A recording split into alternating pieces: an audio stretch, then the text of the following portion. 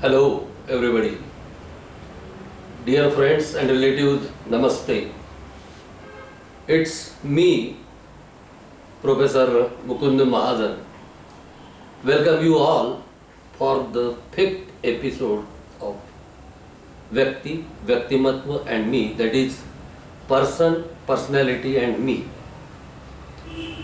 Today I am going to sketch before you a person from teaching field.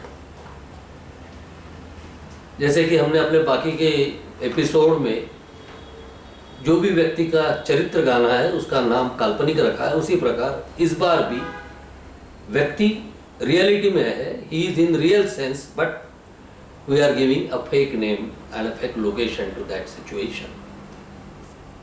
So I am describing professor PS Gaydhani.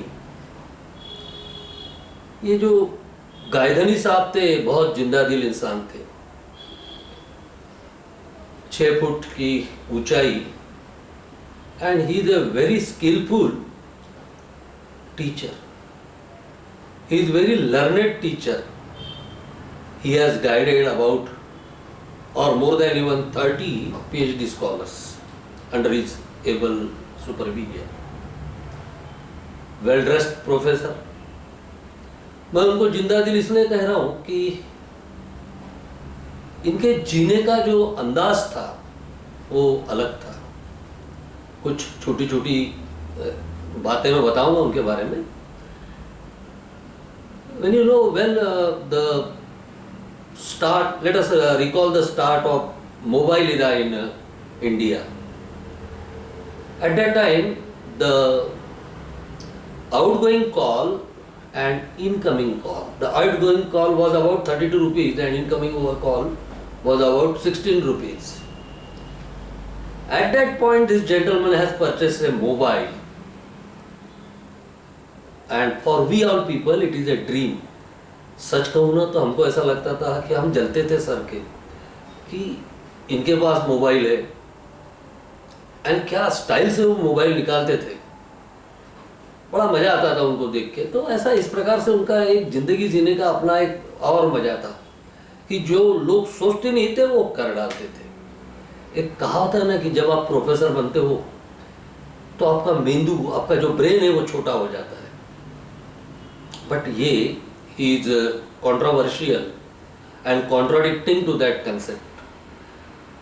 तो ऐसे हमारे professor Gaydhani sir किसी को appreciate करने हैं तो भी इनका अप्रिसिएशन का अंदाज भी अलग होता था. जैसे मुझे किसी को अप्रिशिएट करना है, मुझे एक आधा कोई मेरा स्टूडेंट आके बोलता है कहीं दूर से कि सर मैं आज ग्रेजुएट हो गया या पोस्ट ग्रेजुएट हो गया, तो मुझे भी बहुत खुशी होती है. मैं उनको कॉन्ग्रेचुलेशंस देता हूँ, बहुत अच्छा हुआ बोलता हूँ, 2-4 शब्द उनके तारीफ में कहता हूँ, और ये भी बोलता हूँ साथ में कि भाई तू अभी ग्रेजुएट हो गया, पोस्ट ग्रेजुएट हो गया, तुझे एक पार्टी मुझे देने पड़ेगी. And this is our way to appreciate once success. But ये जो गायधनी सर थे इनका अप्रिसिएशन का तरीका ही कुछ अलग था. उनके पास यदि कोई लड़का जाता था कि सर मैं पोस्ट ग्रेजुएट हो गया या आई गॉट PhD, तो वो उसको वाओ यू गॉट PhD और you got PG, okay very good, very nice, congratulations. और भैया आज शाम को मेरे तरफ से, यानी वो गायधनी सर अपने तरफ से उसको पार्टी के लिए इनवाइट करते थे. हवा में बात नहीं होती थी, उसको उसी शाम को इनवाइट करते थे, और उसके साथ हम जैसे 5-6 दोस्तों को भी इनवाइट करते थे. और एप्रिसिएशन का अलग एक उन्होंने एक यार्डस्टिक फिक्स कर दी थी. बड़ी लेने लायक चीज़ थी उनमें से. कभी भी जाओ तो वो he is always ready to pay the bill. कभी उन्होंने ये नहीं देखा कि कोई और खिस्से में हाथ डाल रहा है या नहीं. ऑलवेज उन्हें अपने पे और लोगों पे खर्चा करने में आनंद था. और एक बात मुझे उनकी बहुत अच्छे से याद है कि जैसे हम कोई पार्टी होस्ट करते हैं, suppose if I am to give a party, तो आई वांट सम रीज़न कि भाई आज मेरा बर्थडे है या आज मेरी मैरिज एनिवर्सरी है. बट हमारे गायधनी सर थे, उनको कोई इवेंट लगता नहीं था. उनके मन में आया तो चलो आज गोंडवाना जाएंगे, तो अगले बार हम सीपी क्लब जाएंगे, तो कभी हाईवे ग्लोरी जाएंगे, यानी अलग अलग जगह रहती थी।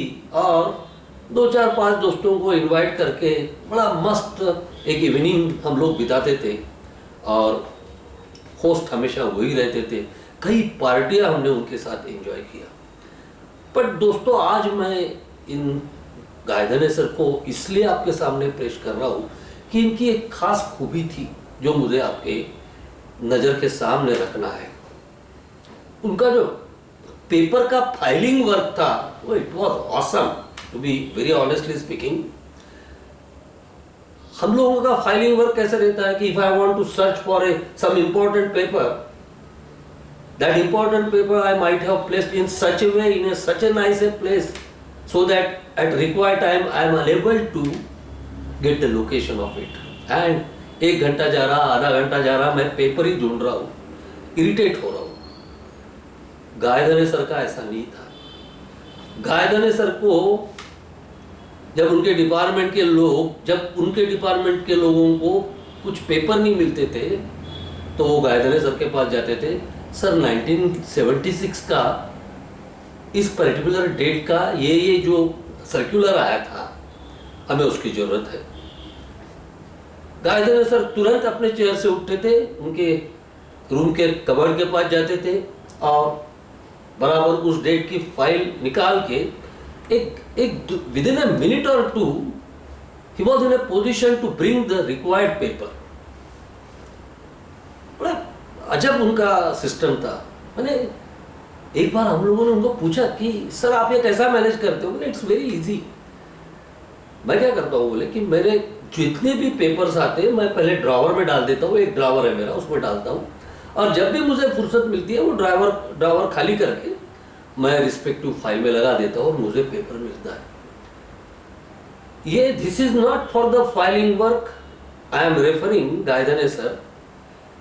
His entire life was organised in the strategical planning of living the life in a best way. उनकी हर चीज गिनी नापी रहती थी और वेल ऑर्गेनाइज रहती थी। तो दोस्तों, मैं आज यही उनके डिस्क्रिप्शन के लिए रुक रहा हूं और मैं let me put my thoughts on him.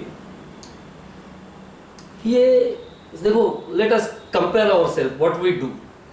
I do not know, most of us may be lying in this particular category. उनको उनका मोबाइल टाइम पे नहीं मिलता, उनको उनकी कीज टाइम पे नहीं मिलती, उनको उनके पेपर टाइम पे नहीं मिलते, उनको पासपोर्ट नहीं मिलता टाइम पे, टिकट्स नहीं मिलते, बड़ा परेशान हो जाते हो। और फिर उनकी चिड़चिड़ है, उनका दिन खराब होने लगता है। बिलीव मी, हमको टाइम पे चीज़ नहीं मिलती है तो बहुत परेशानी हो जाती है, बहुत ढूंढना पड़ता है, और फिर हम किसी पे भी चिड़चिड़ कर सकते हैं, पूरा दिन स्पॉइल होता है। ऐसे कई दिन हम स्पॉइल करते हैं because we are habitual of following disorganised life. मुझे कहीं तो भी पढ़ने में आया, बहुत अच्छा सेंटेंस है, बहुत प्यारा है, लिटरली तो प्यारा ही है लेकिन प्रैक्टिकली भी उतना ही प्यारा है। Place for everything and everything in its place। क्या सुंदर लिखा है, place for everything and everything in its place। दोस्तों, ये एक सेंटेंस हम फॉलो करेंगे, this is one step towards organised life and to say good bye to disorganised life. Look at this and focus at this and let us get the meaning of this. Say आप चाहे घर में रहो, whether you are in a house or whether you are in a office or wherever you are, fix up the place for everything. Let it be your shoes, let it be your clothes, let it be your mobile, let it be your paper or key or anything. You define a particular space for that particular item. Say suppose I have decided that I will putting my keys on this nail only or car. So I am designing a particular, or rather I am defining a particular place for that particular item. Now the next part is I am to adhere to that, means it is my moral responsibility that I am going to place my key at its location only. If I am following this, then I will get my key at that point only. So place for everything and everything in its place. मुझे इधर उधर जाने की कहीं जरूरत नहीं है, अंधेरे में मैं उठ के मैं वहीं से अपनी कीज निकालूंगा. In a shoe rack I have a number of shoes. Some formal है, some sports है, some casual है. If the particular spot for casual is fixed, chappal is fixed, everything is fixed, and I am putting it everything over there, then I need not search. Just go and pull. So place for everything and everything in its time, everything in its place. और दोस्तों इससे क्या होता है कि हमारा irritation खत्म हो जाता है. हमारे पास 24 घंटे है, 24 घंटे में 1 घंटा ही हम परेशानी में गुजारेंगे तो क्या मजा है. So it is always better to save that time. हम लोग वही चीज रखेंगे जहां हमने डिसाइड किया है. तो ये ऐसे करने से जिंदगी का अलग मजा आता है दोस्तों.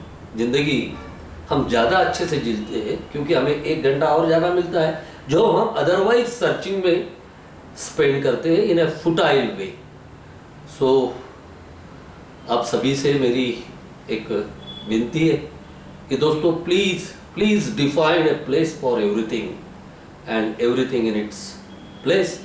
Enjoy this is the first step to go for the organized life and to say goodbye to disorganized life.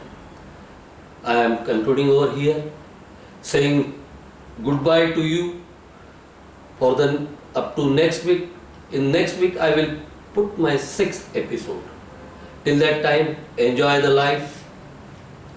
खुश रहो, मस्त रहो और कहता हूँ ऑर्गेनाइज रहो. Thank you. Namaste. Goodbye.